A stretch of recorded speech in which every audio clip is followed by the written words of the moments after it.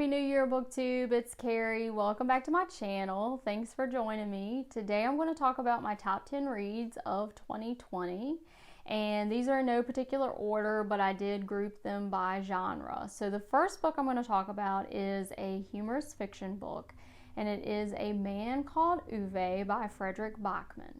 In this book, we follow an old curmudgeon named Uwe who has recently lost his wife, Sonia. He's grumpy, young people annoy him, practically everyone annoys him, and he hates technology, so he's very old school. And actually, when I read this book, I had just recently gotten a smartphone, so I identified with Uwe, and that made me laugh even more. Uwe is very lovable, and I was definitely rooting for Uwe because at the beginning of this book, Uwe is contemplating suicide, and you're probably thinking, how is this going to be a humorous fiction story if the main character is contemplating suicide? But in the middle of this suicide attempt, his new neighbors, they end up running over his mailbox. And so Uwe is interrupted, he has to go outside, and he ends up teaching his new neighbor how to back up a trailer, a U-Haul trailer. And so he's complaining about how young people don't know how to do things anymore. And so that's kind of how this first interaction starts. And we'll see these new neighbors endear themselves to Uwe whether he wants them to or not.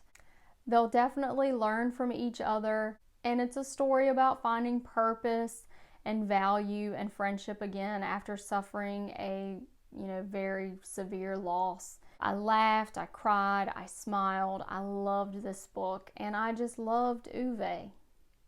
This next book is a psychological thriller. It's Behind Her Eyes by Sarah Pinborough. In this book, we follow Louise, who is kind of a very realistic, average woman. She's a single mother who's just trying to make it. She ends up going to the bar one night. She meets this nice man named David.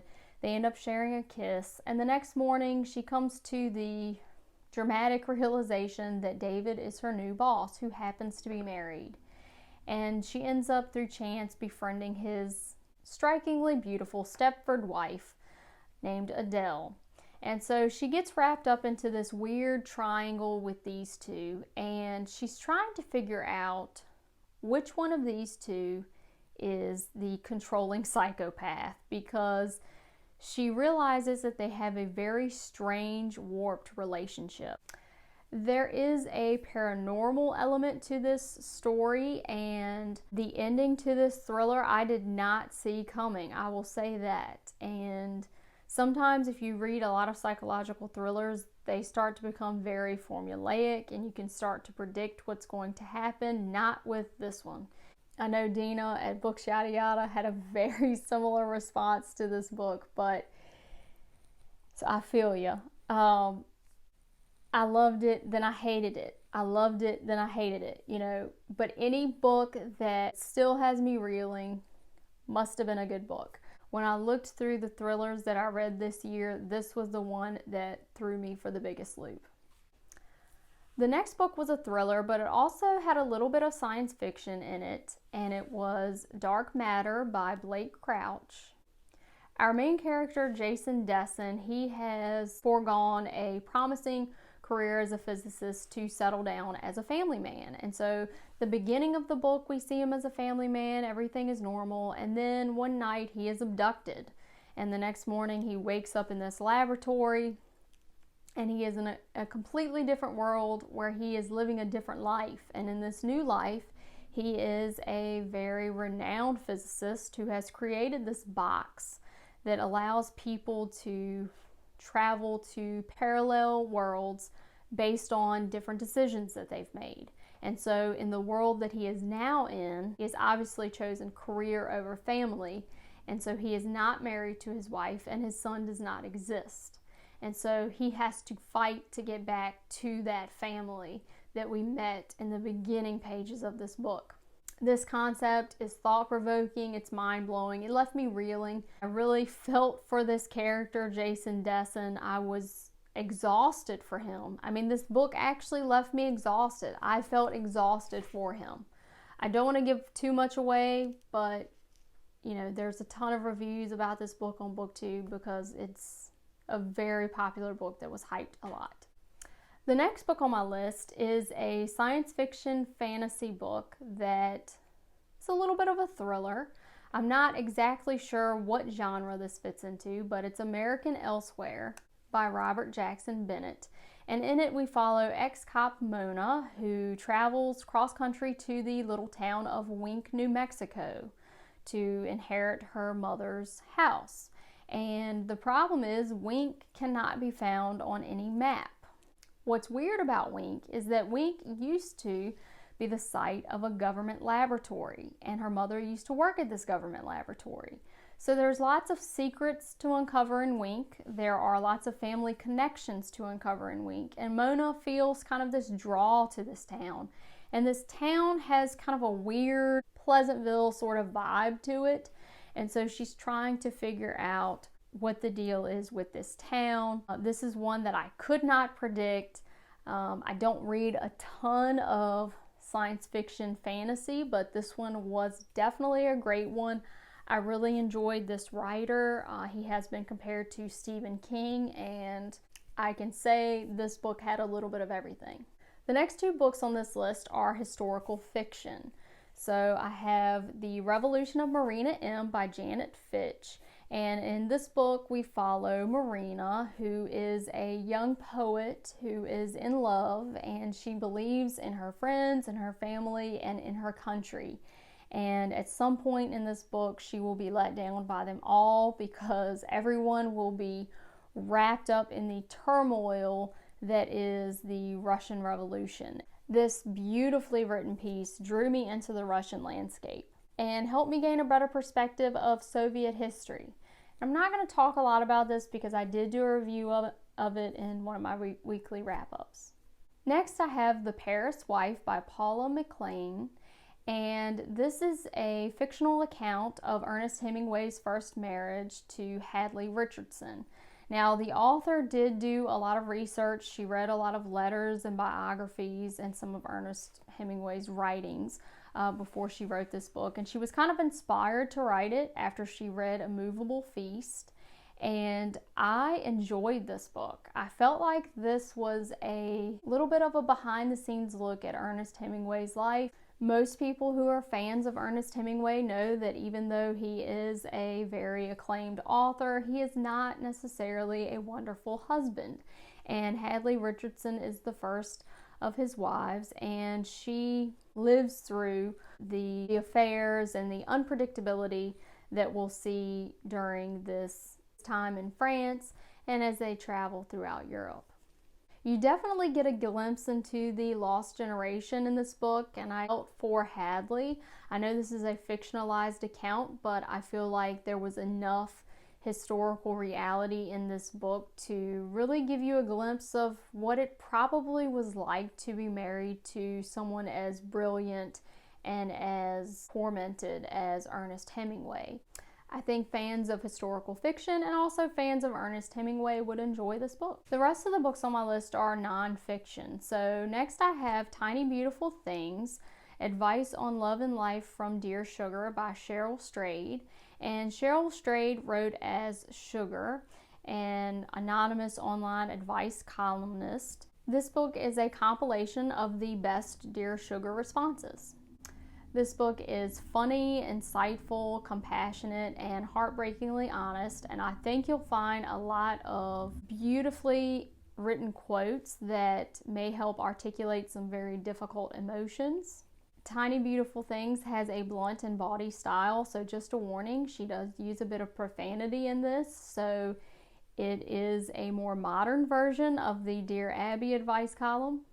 But there are some things worth contemplating here. So if you're going through a rough patch, I would definitely recommend this book. It covers everything from infidelity to love to self-discovery to student loan debt. Next, I have Killers of the Flower Moon, The Osage Murders and the Birth of the FBI by David Grann.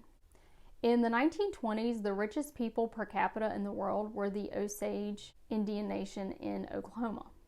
Now, the United States government, as part of the Indian removal policy, had forced the Osage Native American tribe to what was considered the rockiest, least valuable piece of property in Oklahoma.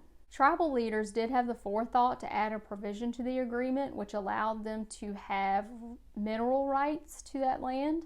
So this is what would allow them to benefit from the oil that would be found there. Unfortunately, this made the Osage an even bigger target for murder.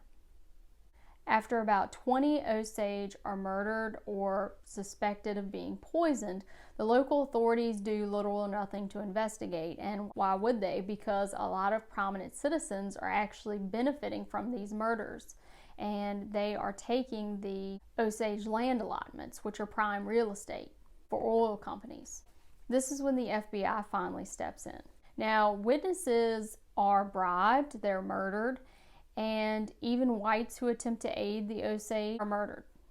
This book is extremely well researched and has an extensive bibliography. The scope of these murders is even today not well known, but this book does a lot to remedy that, and I think this is definitely a must read. Next, I have Dead Wake, The Last Crossing of the Lusitania by Erik Larson. This book captured the atmosphere of May 1915, the time period, the people in great detail. This narrative follows the experience of the passengers, Captain Schweiger, the U-20 captain, and President Wilson. Even though he includes a lot of different perspectives, I felt like this was a cohesive story. I also felt like this book does a great job clearing up some well-established misconceptions about the Lusitania and about its place in history as far as its role in the U.S. involvement in World War I. This book also attempts to answer some of the questions concerning conspiracy theories and why the Royal Navy wasn't provided as an escort for the Lusitania after there were already U-boat attacks in those waters. Lots of details, lots of different perspectives, lots of stories, lots of accounts. This was great. There's so much detail and so much research in this book, but again, I didn't feel like it was disjointed, and I didn't feel like it was a hard read. It was a very smooth, cohesive narrative, and even if you know nothing or a lot about World War I think this book is excellent. The last book on my list is The Letters of John F. Kennedy, which was edited by Martin W. Sandler. Of course I have to have a Kennedy book on this list, right? The Letters of JFK provides some personal letters, telegrams, and official communications with important leaders. They are witty, filled with valuable insight into important moments in history, and feature notable figures like Eleanor Roosevelt, Nikita Khrushchev, Martin Luther King Jr., and John Wayne. Most revealing are some letters to a former girlfriend, and most endearing are some of John F. Kennedy's responses to average citizens, including children. And he seemed to put a lot of thought and a lot of care into those responses. So those are my top 10 reads of 2020. I hope you all had a great reading year. I just want to say thank you to all of the people out there who subscribe to my channel. Some of you I talk to and I consider friends of mine now, and we are booktube buddies. I just am blown away by the kindness and creativity that I've seen in this little community, and just know that I am very appreciative to be a part of it, and I thank all of you who subscribe to my channel, and I thank all of you other booktubers who subscribe to my channel and who have given me support and words of encouragement along the way. It is much appreciated, because a year ago I didn't have a smartphone, so this is definitely going out on a limb for me.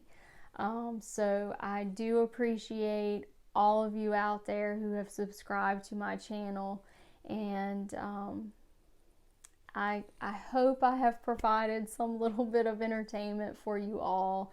This has definitely been a fun, positive outlet for me in 2020, and I hope you all have a safe, happy 2021, and thank you for watching.